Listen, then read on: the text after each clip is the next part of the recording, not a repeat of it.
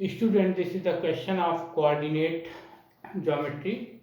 Here the question is, if the coordinates of the midpoints of the sides of a triangle are 1, 2, 0, -1 and 2, -1, find the coordinates of vertices. यहाँ पर आपको एक triangle के जो sides हैं उनके mid points given है और आपको वर्टिसेस के कोऑर्डिनेट फाइंड करना है। यानी एक त्रिभुज है जिसके तीनों भुजाओं के जो मध्य बिंदु हैं वो आपको दिए गए हैं और जो शीर्ष हैं उनके कोऑर्डिनेट फाइंड करने हैं। So first we form a triangle ABC. Suppose that this is triangle ABC and let coordinate of A be x1 comma y1 and coordinate of B be x2 comma y2 and coordinate of C be x3 comma y3. अब यहाँ पर हम suppose कर लेते हैं let capital A x1 y1, capital B x2 y2, capital C x3 y3 be the vertices of a triangle ABC. हमने यहाँ पर सपोज कर लिया एक ट्रायंगल ABC है जिसमें 3 vertices capital A, capital B, capital C के coordinates x1 y1, x2 y2 और x3 y3. So here the given is midpoint of the sides. Suppose midpoint of BC is D, which is 1, 2, and AC is E, so this is 0, -1, and suppose AB is F, so this is 2, -1. हम यहाँ पर suppose कर रहे हैं BC का mid point D है जिसके coordinate 1, 2 given है, AC का मिड पॉइंट E है जिसके कोऑर्डिनेट 0, माइनस गिवन है और AB का मिड पॉइंट F है जिसके कोऑर्डिनेट 2, -1 है. Now we using here formula for midpoint. So midpoint of BC is equal to D and coordinate of DB 1, 2. आप देख सकते हैं यहाँ BC का मिड पॉइंट D है और D के कोऑर्डिनेट 1, 2 है. अब अगर मिड पॉइंट फार्मूले से हम BC का मिड पॉइंट D निकालेंगे तो वो होगा x2 plus x3 divide by 2 and y2 plus y3 divide by 2 is equal to 1, 2. यहाँ पर से आप देख सकते हैं जो फर्स्ट कोऑर्डिनेट है वो फर्स्ट के इक्वल होगा, सेकेंड कोऑर्डिनेट सेकेंड के इक्वल होगा, यानी x2 plus x3 upon 2 is equal to 1 और y2 plus y3 upon 2 is equal to 2. So multiply here, cross multiplication, we get x2 plus x3 is equal to 2 and y2 plus y3 is equal to 4, 2 to the 4. आप देख सकते हैं यहाँ पर BC का mid point D है और D के कोऑर्डिनेट 1, 2 है. तो जब मिड पॉइंट फार्मूले से हम BC का मिड पॉइंट D फाइंड करेंगे तो होगा x2 plus x3 upon 2 and y2 plus y3 upon 2 और वो 1, 2 के इक्वल होगा. यानी यहाँ पर फर्स्ट कोऑर्डिनेट के इक्वल होगा, सेकंड कोऑर्डिनेट के इक्वल होगा. तो x2 प्लस x3 अपॉन 2 1 के इक्वल हुआ, y2 प्लस y3 अपॉन 2 2 के इक्वल हुआ. इसको क्रॉस मल्टीप्लिकेशन से सॉल्व करेंगे तो x2 plus x3 equal to 2 होगा, y2 plus y3 equal to 2 to the 4 हो जाएगा. So these are the two equations. Similarly, midpoint of AC is E here. So midpoint of AC is equal to 0, -1, that is E point. So using here midpoint formula, अब आप देख सकते हैं यहाँ पर AC का मिड पॉइंट E निकालने के लिए जब मिड पॉइंट फार्मूला यूज करेंगे तो ये होगा x3 plus x1 divide by 2 and y3 plus y1 divide by 2 is equal to 0, -1. आप देख सकते हैं जब AC का मिड पॉइंट E निकालेंगे तो इसके लिए x3 प्लस x1 अपॉन 2 होगा, y3 प्लस y1 अपॉन 2 होगा और ये 0, -1 के इक्वल होगा. आप देख सकते हैं फर्स्ट कोऑर्डिनेट फर्स्ट के इक्वल होगा, सेकंड कोऑर्डिनेट सेकंड के इक्वल होगा. So we can write here x3 plus x1 upon 2 is equal to 0 and y3 plus y1 upon 2 is equal to -1. Now solving this 2 multiplied by 0 we get x3 plus x1 is equal to 0 and y3 plus y1 is equal to -2. Now we can see here midpoint of AB. So midpoint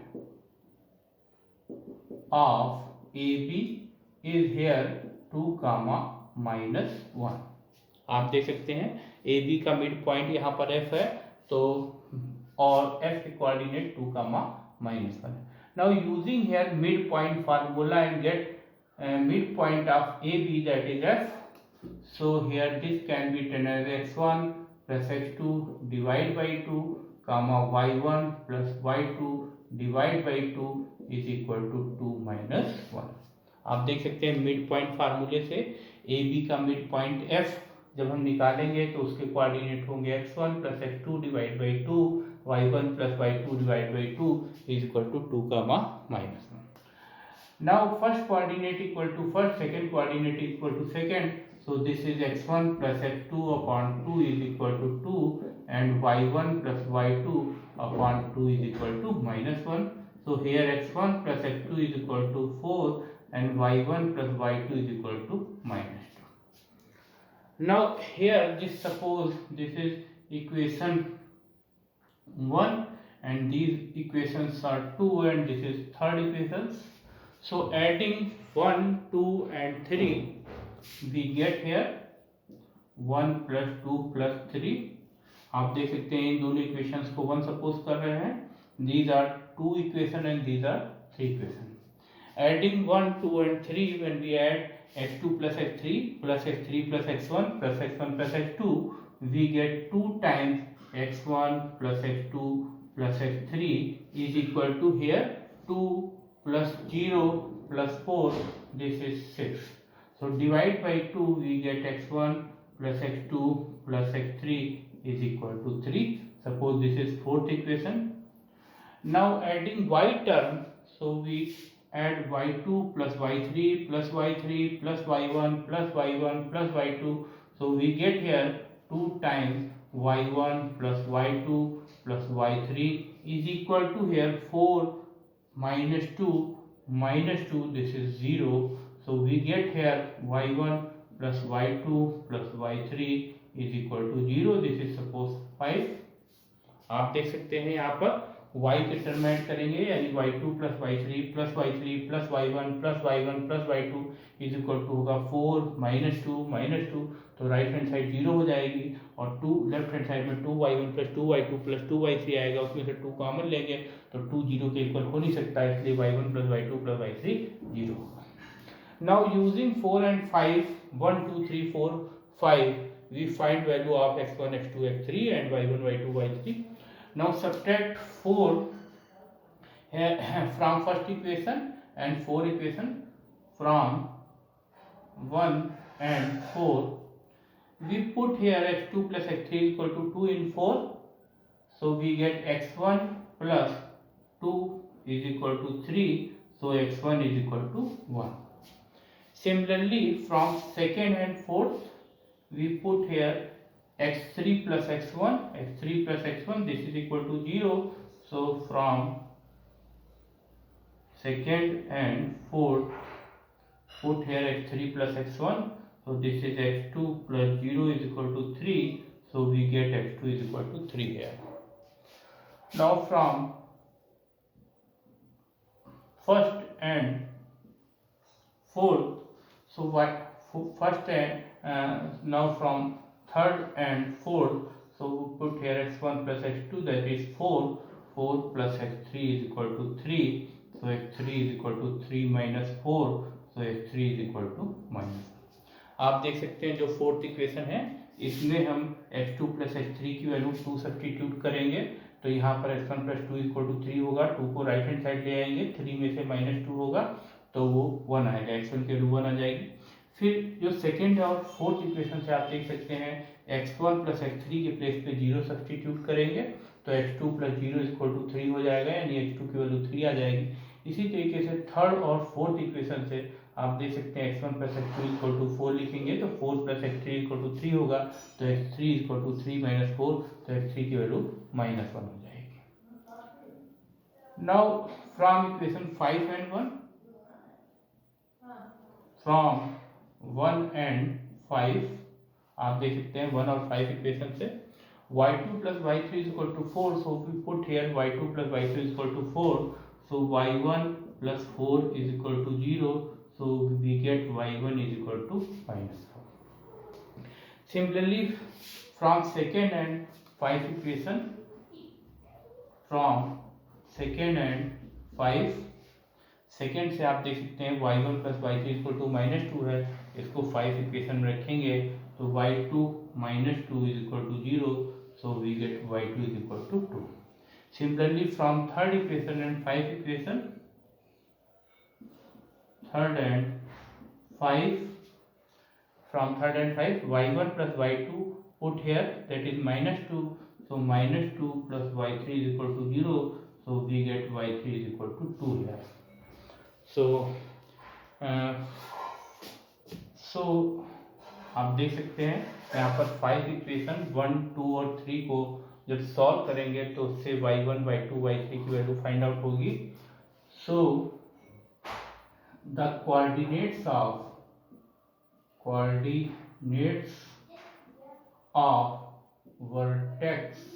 vertices